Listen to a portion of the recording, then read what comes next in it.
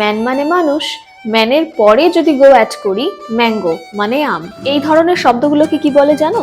Compound ওয়ার্ডস। দুই বা তার বেশি শব্দ যখন একসাথে মিলিয়ে একটি নতুন শব্দ তৈরি করা হয় তখন তাকে বলে কম্পাউন্ড ওয়ার্ডস। এই কম্পাউন্ড ওয়ার্ডস তিন ধরনের আছে।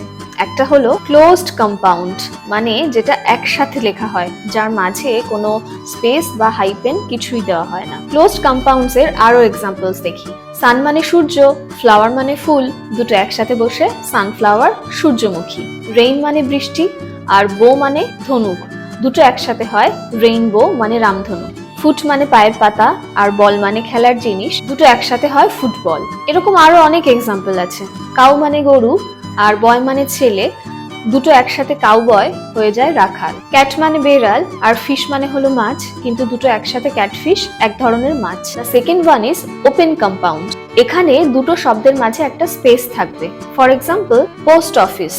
পোস্ট মানে কোনো কিছু পোস্ট করা, অফিস মানে একটা কাজের জায়গা, কিন্তু দুটোকে একসাথে যখন করলাম পোস্ট অফিস, পোস্ট অফিস কিন্তু আমরা একসাথে লিখি না, মাঝখানে একটা স্পেস থাকে। একইভাবে আইসক্রিম, আইস আর ক্রিমের মাঝখানে কিন্তু স্পেস থাকে। আইস মানে বরফ, আর ক্রিম একটা এডিবল জিনিস, দুটো কিন্তু মানে আলাদা, কিন্তু একসাথে বসে একটা অর্থপূর্ণ শব্দ হলো আইসক্রিম, কিন্তু দুটোর মাঝে স্পেস আছে, তাই এটা হলো ওপেন কম্পাউন্ডের এক্সাম্পল। আশা করছি বোঝাতে পারলাম। And the third one is hyphenated compound, যেখানে দুটি শব্দের মাঝে একটা হাইপেন থাকবে। Mother in law, father in law.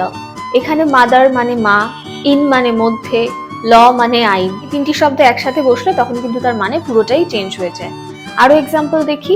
Up to date, আমরা কিন্তু এই শব্দটার সাথে পরিচিত। ব্যাংকে গিয়ে বলি আমার পাসবুকটা আপ টু ডেট করতে হবে। আপ মানে ওপরে, টু একটা প্রিপোজিশন, আর ডেট মানে তারিখ। কিন্তু এই তিনটে একসাথে যখন বসলো আপ টু ডেট, তখন কিন্তু তার মানেটা পুরো চেঞ্জ হয়ে গেল।